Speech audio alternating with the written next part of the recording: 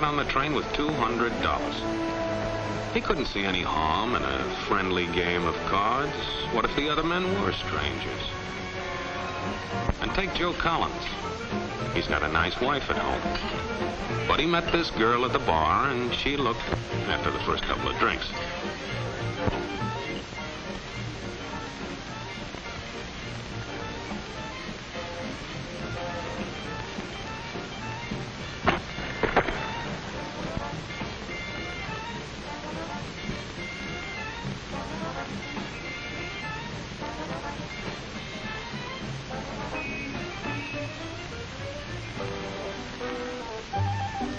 There's a good old-fashioned word for people like us. We call them suckers. And there are other people. People who stay up nights figuring out how to take away what they've got. There are all kinds of games. Mike here, for instance. He's got everything in me. He's young, he's healthy, got a job. And he's got plenty of food. Big factories to make things a man can use. Big cities to do the business of a big company. And people. Lots of people. Enough to work the farm and build the factories, dig the mines, run the business. All kinds of people. People from different countries with different religions, different colored skins. Free people. They can live together and work together and build America together because they're free. Free to vote, to say what they please, go to their own churches, to pick their own jobs. Yeah, Mike's got something, all right. He's got America. But there are guys who stay up nights figuring out how to take that away from him. I happen to know the facts. Now, friends, I'm just an average American. But I'm an American. And some of the things I see in this country of ours make my blood boil. I see people with foreign money. I see Negroes holding jobs that belong to me and you. Now, I ask you, if we allow this thing to go on, what's going to become of us real Americans? I've heard this kind of talk before, but I never expected to hear it in America. This fellow seems to know what he's talking about. What are we real Americans going to do about it? You'll find it right here in this little pamphlet. The truth about Negroes and foreigners. The truth about the Catholic Church. Do you believe in that kind of talk? I don't know, makes pretty good sense to me.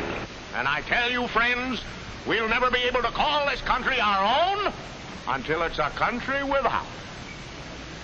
Without what? Yeah, without what? Without Negroes. Without alien foreigners. Without Catholics. Without Freemasons. You know these people. What's wrong with the Masons? I'm a Mason. Hey, that fellow's talking about me. And that makes a difference, doesn't it? These are your enemies. These are the people who are trying to take over our country. Now you know them. You know what they stand for. And it's up to you and me to fight them. Fight them and destroy them before they destroy us. Thank you.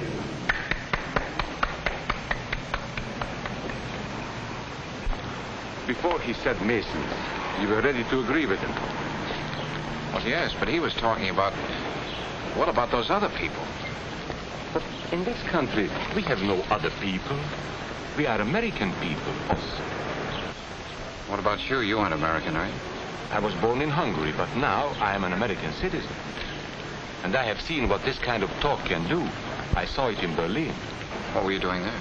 I was a professor at the university. I heard the same words we have heard today. But I was a fool then. I thought Nazis were crazy people, stupid fanatics. But unfortunately, it was not so. You see, they knew that they were not strong enough to conquer a unified country. So they split Germany into small groups. They used prejudice as a practical weapon to cripple the nation. Of course, that was not easy to do. They had to work hard to do it. You see, we human beings are not born with prejudices. Always they are made for us. Made by someone who wants something. Remember that when you hear this kind of talk. Somebody's going to get something out of it, and it isn't going to be you. This is not classroom theory. I saw it happen. I saw it first in Berlin in 1932. 5 young men that I knew were standing in the crowd listening to the Nazi speaker. Eric was a Catholic. Anton, a student of mine, was a Jew. Heinrich owned a small hardware store. Karl was a farmer. And Hans was an unemployed metal worker. To all Bavarian Germans, I say it is time you inherited the nation which rightfully belongs to you. To you alone belongs the glorious destiny of the greater Germany. The Nazi Party will provide land for the farmer, work for the worker, and profits for the small businessman. Who is getting these things now? The Jew. The Jew who has stolen our nation and our birthright. Who makes all the money and takes all our jobs? The Jew! He must be shunned. He must be ostracized. He must be eliminated. And the Catholics. We don't want our great nation run by a foreign church. We Germans will know what to do with these people when the time comes. They and their faith must be destroyed. Then there are the Freemasons. In Germany, we have no place for secret societies. There will be only one society, and that is the Nazi Party. There will be no secrecy about that in the new Greater Germany.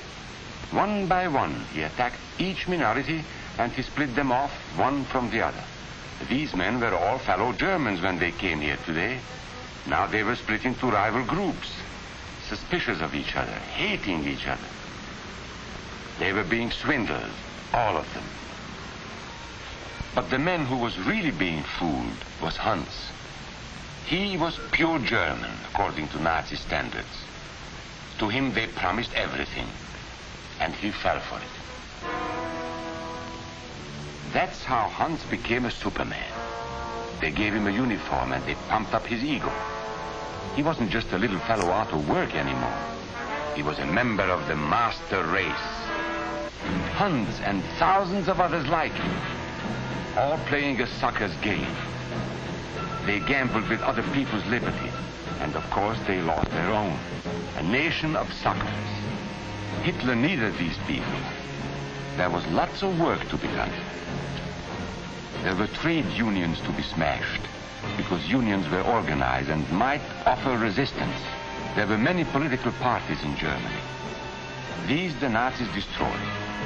They were determined to smash every organization where people might band together and resist them. There were Jews to be beaten and killed. The Jews were not powerful, but they were a convenient excuse for all the nation's ills.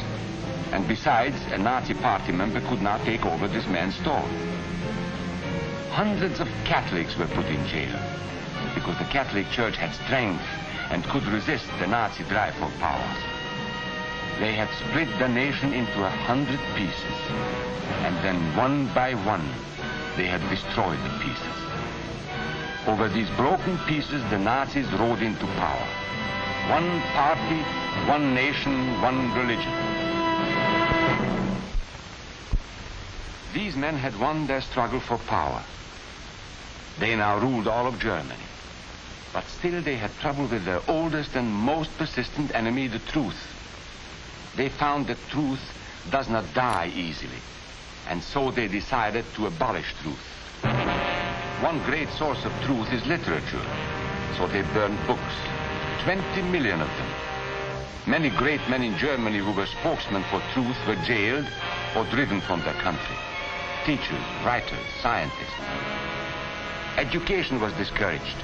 In 5 years, college attendance dropped 53%.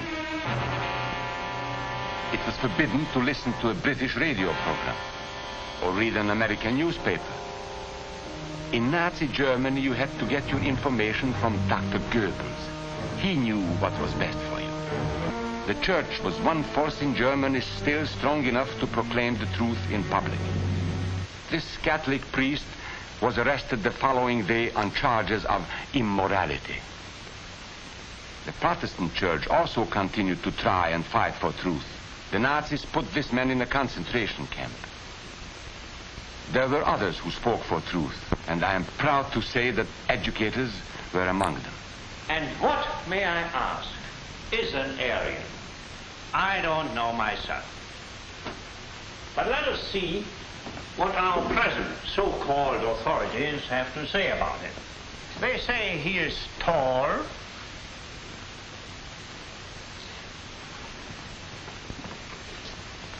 slender,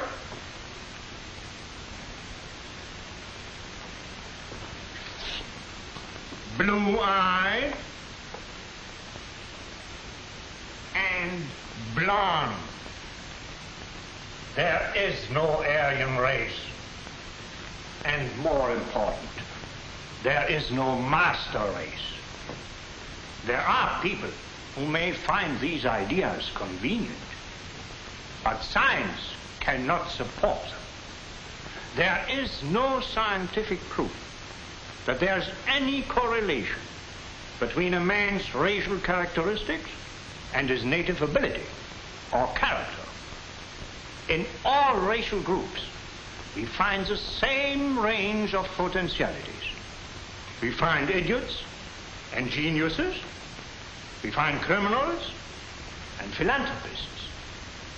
We must judge each man as an individual and not by the color of his skin or his eyes or by the length of his nose.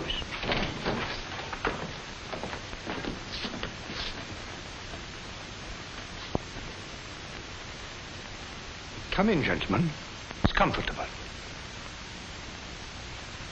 And remember that there is no master race.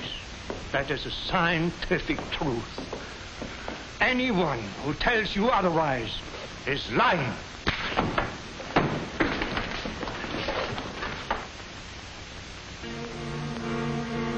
And so for all practical purposes, truth had been abolished in Germany. A lot of my German friends wondered what had hit them. How did it happen? Where did it start? It started right here. And this was where it could have been stopped. If those people had stood together, if they had protected each other, they could have resisted the Nazi threat. Together they would have been strong. But once they allowed themselves to be split apart, they were helpless.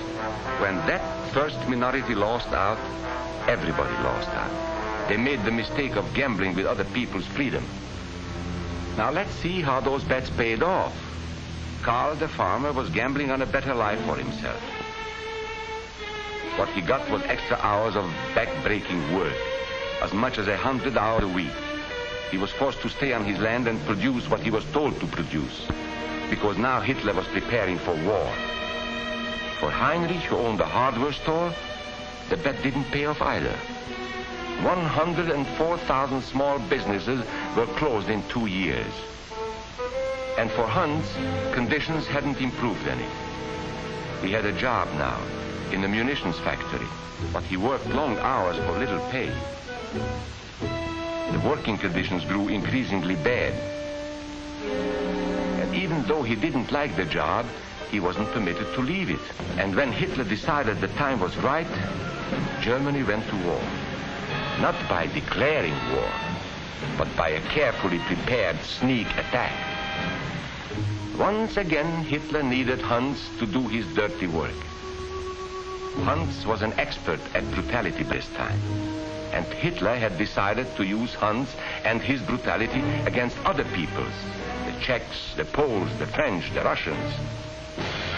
But in the crucial test of war, Hitler's race theories didn't pay off.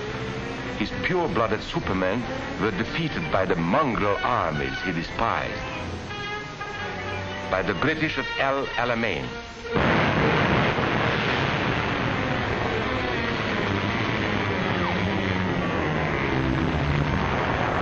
By the Russians at Stalingrad.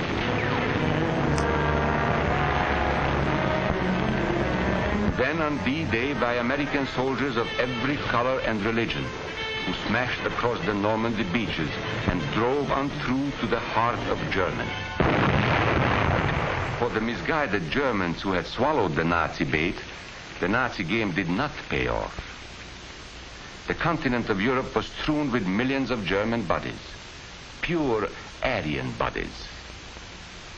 Karl, the farmer, was left in the snow outside of Moscow. Heinrich stayed in Italy at Salerno. And Hans, who was going to rule the world, got only a little patch of Normandy that he could call his own. We must never let that happen to us or to our country.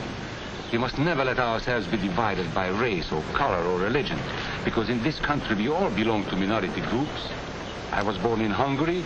You are a Mason. These are minorities. And then you belong to other minority groups too. You are a farmer. You have blue eyes. You go to the Methodist Church. Your right to belong to these minorities is a precious thing. You have a right to be what you are and say what you think, because here we have personal freedom. We have liberty. And these are not just fancy words. This is a practical and priceless way of living. But we must work at it.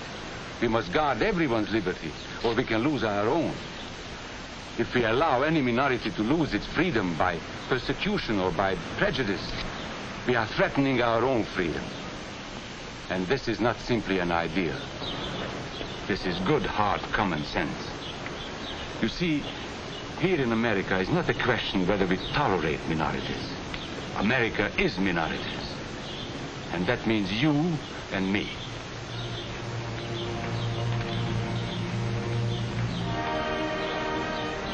So let's not be suckers. We must not allow the freedom or dignity of any man to be threatened by any act or word. Let's be selfish about it. Let's forget about we and they. Let's think about us.